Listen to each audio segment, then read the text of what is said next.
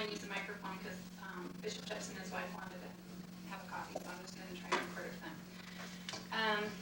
Okay, water purification. Like I said earlier in the announcement, the leading cause of death is diarrhea in the world today because of unsafe drinking water. And if there was a massive earthquake or some kind of a problem, even if you were in your home and the water wasn't safe to drink, you would still have a problem if you didn't have some kind of electricity. If you have, I have several of these in my house. I use them all the time. It's water filtration, just a regular water filtration. It's a countertop kind of water filtration system, and we use that all the time. And thank you, sweetheart. And it's actually helped because in the past the city has sent out announcements or whatever and said, oh, we've got a problem. So you never even know, even in your home, where you're going to need these kind of things. Okay, there's two different types of contamination. There's like biological contamination, and then there's toxic contamination.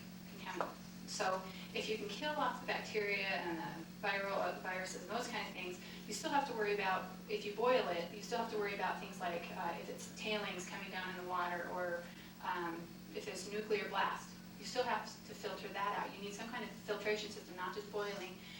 Boiling will work for quite a bit, but that's not going to take care of those other types of things if it was a nuclear blast or something. So you need some kind of filtration system, and you can always use boiling and those kind of things as a backup, or chlorine even as a backup, but you still want to get the large chunks and the toxic things out of that. If you have a water softener and you do have power, like if there was a nuclear blast, say in Salt Lake, that fallout will affect our water, drinking water. But if you have a supply of salt and this water softener, that water softener will actually filter out the nuclear contaminants, and you can actually filter the water out of your softener, get the salt out of it, and then you can drink that. So it's nice if you have a water softener. That's a good way. Another way is one of these kind of filtration systems that would take out that big particulates. Boiling, if that's all you have, you need to boil to above boiling for at least 1 full minute. And if there's big particulates, if you didn't filter it out, you would want first to, if you don't have some kind of filtration system, you want to pour it through a bandana, and I would do 2 bandanas, and you would just line your container with this. You can put an elastic around it, pour the water in, filter it a couple of times, let the big things get taken out, because if you boil it and there's still big particulates, that can be something inside of that you drink, and it will actually still hurt you. There's 2 types of chemical cleansing. One is iodine, and one is bleach. Now iodine, well, there's more than 2, but typically there's 2 standards. Bleach, okay, Aubrey, this is this one, sweetheart. That's that one out. Bleach is good. It kills most things. Sometimes it doesn't kill, I think it's Giardia. And you can photocopy this and elastic a copy of this to your fresh bleach water. Bleach should be rotated every 3 months if you're going to use it for water purification systems. And the amounts of drops that you need to put in, like say a glass, a quart, a gallon, are on this paper. And bleach is good because it breaks down and eventually there's nothing toxic in it. It might taste kind of awful, but the thing is if you clean it, if you have your water and you put bleach in it, and you kill anything that way, then you filter it, your chances of having clear water are pretty good. Even the filtration systems I'm going to show you in a minute will come with some type of bleach usually. Iodine is good. It kills most things. The only problem with iodine is a lot of people have allergies to shellfish. Pregnant women can't take it. Women over 50 are recommended not to take it. If you have a problem or you're on lithium, any kind of a lithium type based drug, or any kind of thyroid problems, you can't take iodine. So that's not the best system for your whole family or extended family or your neighbors, because you don't know if you have a problem with it or if they'll have a problem with it, and after a while, you don't want to drink it anymore. It's a good short-term treatment plan. So I'm not going to talk about bleach very much because we have this handout, and I would hope that you would look at it and make copies and put it with your water purification area, whatever you want to use that. So I don't have a lot of time, so I'm just letting you know what the options are available. Now iodine, I have liquid, but Lynn's and some of the camping supply stores have iodine tablets that you can use. The problem also with chemical filtration is that if it's cold out, they don't work as effectively. If it's below 50 degrees, it takes twice as long to kill any kind of thing because they're just not moving as much in the cold water. So it's recommended that you either sleep with the water that you're going to filter, use the chemicals, leave it in twice as long. You can pour the chemicals in at night, keep it next to your body at night. But if it's cold, you're not going to be wanting this cold water next to you. So you can leave it in the sun during the day and filter all that you're going to need for the night's uses. But if it's cold, just know that this is not the best system for you. But you need it to go along with your filtration systems. Okay, so if you need information on the iodine, most places you would buy iodine for purification. It's not just a regular iodine, there's different types of iodine, but it would tell you on there how to use it. So just refer to wherever you get your iodine from, refer to the instructions on the iodine bottle. Always have at least one backup water filtration system. If you have, one of these little pumps, also have some chemicals to put in it. I have obviously quite a few backups.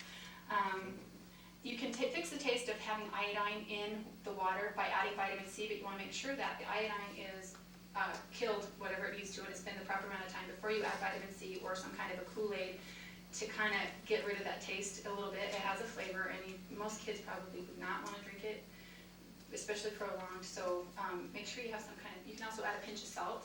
That will also kind of nullify the taste on that one. Filtering. Find the cleanest water that you can, and then filter it off with using bandanas. And I would recommend two, one for the biggest, and then another one underneath that's going to take out a little bit more. And then let it sit, if you have time, let it sit overnight so that most of the particles sit on the bottom of the glass or the container. You never want to mix your clean water bottles with your dirty water bottles. You always want to have some kind of a container to carry the dirty water in. The man that I will quote the most, he's done cold water, military testing, and he's tested every one of these different things, and I'll tell you what he recommends, but sometimes that's not the most feasible for if you're an emergency, you just don't have it, so I'm going to go over lots of different things.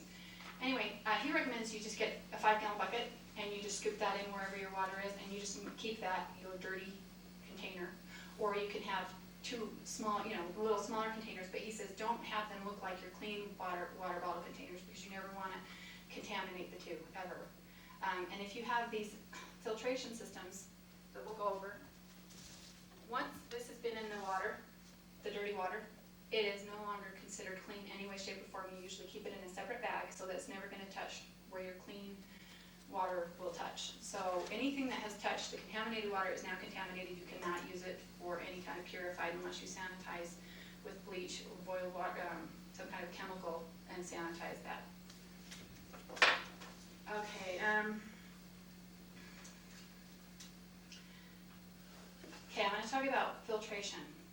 If it's an emergency at home and you have no electricity, first, if you have electricity, a countertop one's pretty good. We tested mine trying to grow sprouts. We did filtered water, distilled water, and just regular tap water. Nothing grows in filtered water and distilled water. So it's pretty taking everything out because nothing would grow in it. So that would work if you have a good countertop or reverse osmosis if you have electricity. If you don't, you would need some kind of power behind it to pump the water. So that's great if you have electricity. If you do not have electricity, there's two main filters that I would recommend. If you have one of those little pump ones, that is not going to last you very long in your house. You'd be going crazy. I would recommend a gravity-fed filtration system. There are some of these water packs that have one, but that would also take a long time for your family. What I purchased for my family is, it's called the Aqua Filter. Hold on. They're gravity-fed filters. There's two that I researched. This one was the cheaper of the two and the one that they recommended the most. It's called the Aqua Rain, and that's what this is. These have 4 carbon filters in it. This pot comes out and sits on top. It holds, I think, 4 gallons of water, 2.5 gallons of water maybe. This is the 400. This one I looked up online is 200. It's 1.5 gallons of the 200. They're ceramic filters, And what I liked about this one versus the other one, which is the Berkey water, and I can, if anybody's interested in buying one of these, I can give you the information. I just don't want to waste paper and making all these photocopies if you're not going to use them. What I'd like you to do is look at what would best suit your family, what situation you would like, and then get the information and then get what you want. I personally like the gravity fed one because I don't have to do any pumping. You just pour the water in the top, it gravity feeds down. And I like that these are ceramic filters that you can clean. You can take them out and clean them up to 200 times because we have a lot of minerals in our area. You can take them out, scrub it off, and use them up to 200 times. And what I also liked about this one is you can plug up one of the holes. If you break a filter, you just take it out and you can plug up the holes and you still have 3 other filters to filter the water. And what I also liked about this one is you can add one, it's got a hole here. You can actually use this to filter water in, say, one of your packs. You can hook up a hose through this and it will actually filter just one of them. So if you had a child that's, you know, whatever, or your neighbors, and you said, here, take this filter, I've got 3 still, careful, don't break it. The only problem with, so the gravity ones that are for the in-home use, pretty much use ceramic. But this is the one I liked personally. If anybody's interested in this type of filtration for your home, let me know. You're not going to want to carry this out and around. And also, the ceramic filters will crack if it's cold. You can't let them get cold at all once they've been used. But there's another one that's very similar. It's called Black something or other. I've got it right here. It's the Berkey water system. So that's one. 2, there's these type of inline filters, but a lot of times these are pretty expensive, and if they don't have the silver shield in them, they're not see-through, most of them. I do have one up here if you're interested in that. It's kind of a military camo color see-through, but they have creases and they can get mildew in the creases, and also the stuff that's in them the filters get dirty, and so it's not the best system. Pardon me. The inline filters would be to put on your existing water system, assuming you had pressure, but you didn't know if the water was clean? Inline filters typically are for you to suck through. Oh. These are water bladders for like a backpack. Inline means you put it in the line that you already had. So this would be if you already have a bladder pack. You see the kids, they walk around with the backpacks that have water bags in them and they have the little straw coming out the front. The problem they've had with those is they grow mold in them. They're dark and you can't see the bacteria in them. So they're starting to come out with some that are see-through that you can see if they're clean in there or not. But the problem is it can't do a whole family. You'd be sucking really hard, and after a while when the filter gets dirty, it hurts to suck on them. That's the problem with those kind that you have in the water bottles too. There's a little filter. It hurts to suck the water out once it's dirty. So those are not my favorite, but it would work in an emergency. There's these other kind that are pumped like this, and after a while, if you have carpal tunnel or you're not very strong, it gets really old, especially if the water's dirty, to try and suck that up. It works. It's a good backup. It's wonderful. There's these kind of gravity-fed ones, but that is not going to do a lot of people. But if you were hiking or camping and this is all you had, this would be good. This is also the same, but it has silver added. So silver is a natural antibiotic. It will kill bacteria and things. So this one is also the similar, and it will kill that kind of stuff. That's what they're adding to these now. You can see this one has a health shield. It's got silver antimicrobial added to it, so that the microbes and the mold and stuff won't grow in the line. Some of these older ones are just full of bacteria and stuff. This is the Daltons. They go backpacking, and this is a great filter. This is a really good filter. And it's pretty little, but it's kind of heavy because it has a ceramic filter in it. And this is great if you're camping in the summertime or the emergency happens in the summertime. The problem is if it happens in the wintertime, this is a ceramic filter. What happens when water freezes? It expands and it would crack the filter. Now you can't filter. You don't have any way of filtering. You would have to keep this close to your body and sleep with it and carry it, in your clothing to make sure that it didn't freeze if that was all you had. The expert that I've taken several classes from recommends the sweetwater. And pass this one around to her. The top of this has the information where the cheapest site online to get this is. And they're a very good company, and if you want to order, talk to me, we can maybe order bulk, because they do give a discount for bulk. Down at the bottom is another place that has similar filter, but it comes with the chlorine. This one doesn't for $39, but for $59 they'll give you an extra filter and a little bottle of chlorine. So the reason The reason that Jim Phillips is his name, likes this is he actually does cold water testing for the military and has actually lived for 5 weeks out in Antarctica. He's been everywhere. And it's because this one actually, I haven't hooked it up because I don't want to use it, but it's a hand pump. It's just like this. A little child can do it. It's easy. It doesn't get difficult. And it's not a ceramic filter, so it will not freeze and crack. That's the one that I've got, and it does get dirty. If it gets dirty. If that filter gets dirty, but there's a blow at the top of it, so if it gets dirty, it'll just blow water out the top, you know you've got to take it out. Okay, but most of us are not going to be doing what you're doing with it. He's Right. sticking it right into the water in the lake and drinking right out of it from the lake.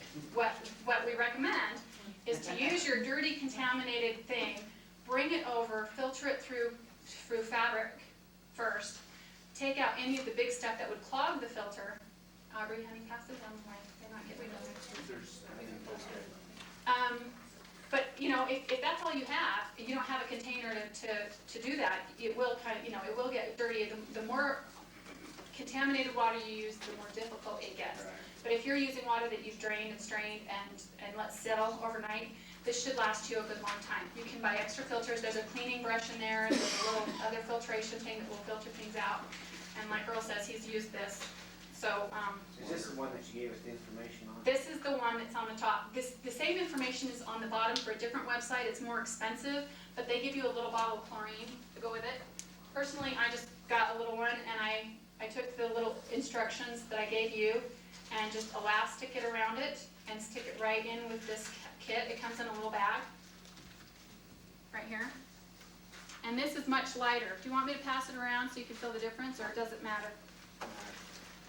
This is the Dalton, please don't drop it, because if you drop ceramic, it will ruin the filter. That's the other problem. If you're hiking and you have a ceramic filter and you drop your pack, or somebody trips and it falls and it cracks, you do not know now if it's broken. A lot of them you can't open up to see and see if it's broken. That's why another reason that Jim does not recommend that. Another way to kill off bacteria. Colloidal silver is one suggestion, but the problem is everybody uses different kinds of colloidal silver. And colloidal silver is wonderful antibacterial. They use silver in a lot of these products now, except if you make your own or you use some that's not quality, it can turn you blue because silver has a blue color to it. That's why they used to call in the old days blue blood. When they would eat off silver, they would turn blue. So you got to be careful with that. Unless you know this product that you're using, which there's a few out there I could recommend that I know are quality and they're safe. This is grapefruit seed extract. Jim also recommends this for sanitation. It will pretty much burn your skin or your mouth if you put it indirect. Never put it indirect. But this is a nice secondary way to purify. Jim doesn't even use the bleach. He just uses the grapefruit seed extract. It's so strong it will burn your mouth. However, it also kills pretty much everything. I use it for my kids on things like colds or flu. Jim has used it when he's actually gotten dysentery from drinking bad water or food poisoning one time. So he's done it twice. He's actually helped him, but that's actually what it's for, is those type of things. So this is nice. This is, I don't know, it's about $11. And you can get it at any health food store. It's cheaper at the Good Earth than the Wild Oats, so it's about $2 cheaper at Good Earth and I recommend you use these things. If you start coming down with a cold, follow directions and take it. See if it works for you. It's terrible tasting, but it actually works, and we've used it for a couple of years at our house. Okay, we talked about filtration. The only thing I want to talk about left in filtration is, I'll talk about this first, is when you filter something, it takes out all the good as well as the bad. So if you want to sprout for your 72-hour kit, or you're thinking you're going to get some nutrients or something, you'll quickly become anemic because it takes out every mineral, it takes out everything. So you need some kind of way of remineralizing your water. There's several types of liquid minerals, or you can just put in a package of chewable minerals in your kit. You know, grab a couple of bottles from the health food store of chewable minerals and just stick them in your kit. I like the liquid. They seem to assimilate better, but it's something, because you will not get any. And if you want to grow sprouts will not grow in the filtered water. So you need some minerals to just That's why I like the liquid. You can squirt some in the water, remineralize it. And if you've noticed, a lot of the bottled waters they're selling now will be remineralized. They'll say mineral water, but they filtered it and then they re-add the minerals.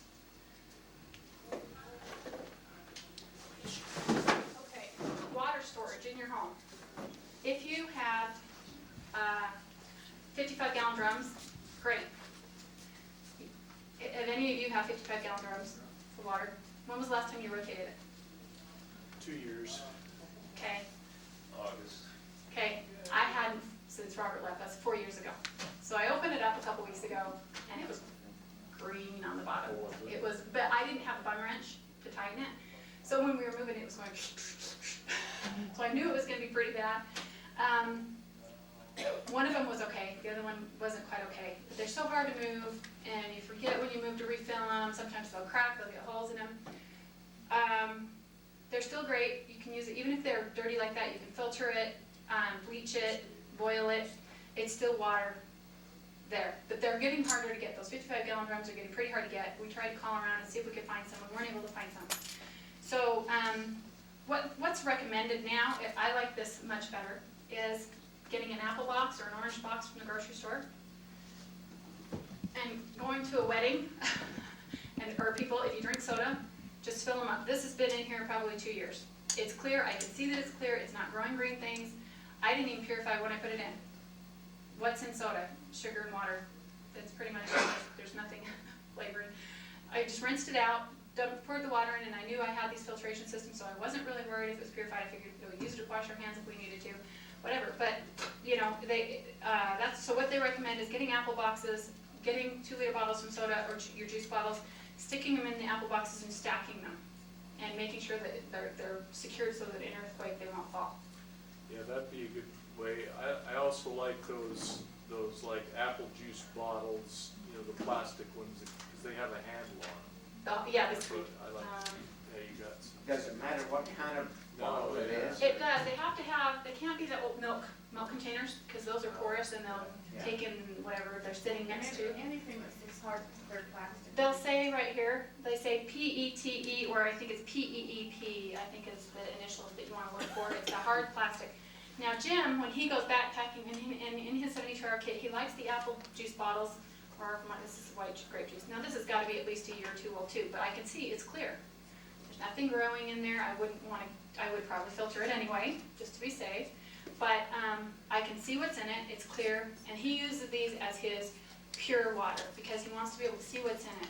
So when he is 72-hour kit, he uses these, and he had a special backpack made that fits 5 of these, and he likes them because they're also stackable, square ones. They take up less room. He can fit 5 in this backpack that he has made. And if any of you are interested, I think they're about $10, $12 each to be made. But he says what most 72-hour kits are lacking in is correct water. Most of them just give you a couple of water bottles or boxes of water, and that's not enough. He says each person needs 4 of these bottles in their 72-hour kits, and that's the minimum.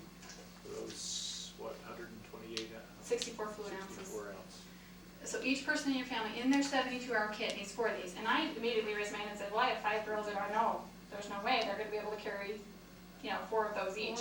That's, 4 of these per person. and that's 60 grams. Yeah. And this weighs 5 of these. So 1 person plus a little bit if it's hot. You want to have more. If it's not hot, you can probably get away with less. But if you're carrying things, you're going to be drinking more. So let's just say 5 of these per person for the 72-hour kit. That's heavy. It weighs 23 pounds. That's your whole 72-hour kit. Most people couldn't even carry that much on their back. You have to have a nice backpack that can support that. So that's what he recommends. And then he recommends he uses 2 smaller, not clear bottles for his contaminated water in his 72-hour kit, because you're not going to necessarily want to carry a big bucket on your 72-hour kit. This is talking of 10 living type stuff. But if you're having to hoof it with a backpack, 2 non-clear ones for his contaminated, and 4 to 5 clear ones for each person in their kit. And he likes that square ones. Are you saying that the clear ones is water that's already purified and clean and Yeah. ready to drink? Yeah.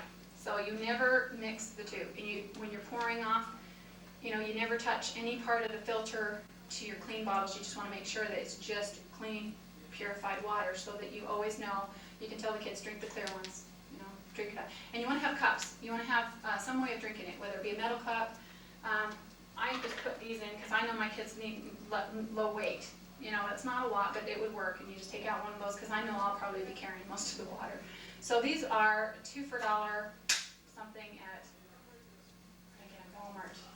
Walmart has these 2 for $1.29 or something, but they also have the metal enameled mug cups. You can kind of cook on the thing if you want. If you have already have kind of a 72-hour kit with the cook thingies in there, you probably just would be fine.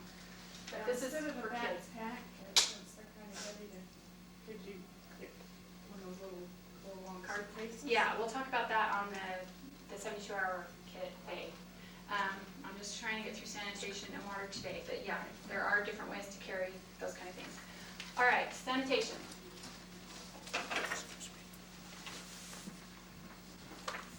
This with water, if you make a gallon of water with this in it, is a good sanitizer for your hands. That's why Jim uses this. He doesn't carry any of these kind of things. He doesn't use soap, he doesn't use any kind of instant clean hand sanitizer stuff. It's just more to carry. In your 72-hour kit, you want to try and lighten your load. But at home, you can use these. Robert got these cheap before I said his lab when he worked at a lab. The dollar store has the hand sanitizers, two small ones for $1 or a larger bottle for $1. To set up a sanitation area, actually, let me talk about the in-house first. If there was a earthquake, say, and there was not toilet running water, everybody's probably going to be going outside, and that will cause a problem with flies and bacteria and problems like that. What Jim recommends is taking your toilet bolts off and covering with a plastic bag and then bolting your toilet back down so the gases don't come up from the sewer and cause an explosion hazard or whatever. Smell also. So that your toilet's sealed off. Then you get a bucket and you bring a bucket of dirt in from outside. And you keep it by your toilet with a scoop in it. And then you get one of these. This is my toilet, okay? I'm in the house. I take some of I have a year's supply of bags. I line my toilet with a couple of these bags. I wouldn't just trust one. And then you can put the lid down or whatever. It's got dirt in there. When you use the bathroom, if you're going one, I'll just use 1 and 2, we all know what that is. If you're going one, don't worry about putting anything on top of it, just leave it. It'll just drain into the dirt that's already going to be in there. If you're going number 2, you take a scoopful of the dirt and you cover it until it's covered so that the smell is down, and then you just put the lid down. And then you're using inside and you're not causing a sanitation problem outside for everybody. Plus, your neighbors could look in and see you going, outside. And then once the bag is full, it's now dirt, it's got dirt in it. You take the bags outside and you grab a stick or a pencil or whatever you want to use, a stake from a tent, and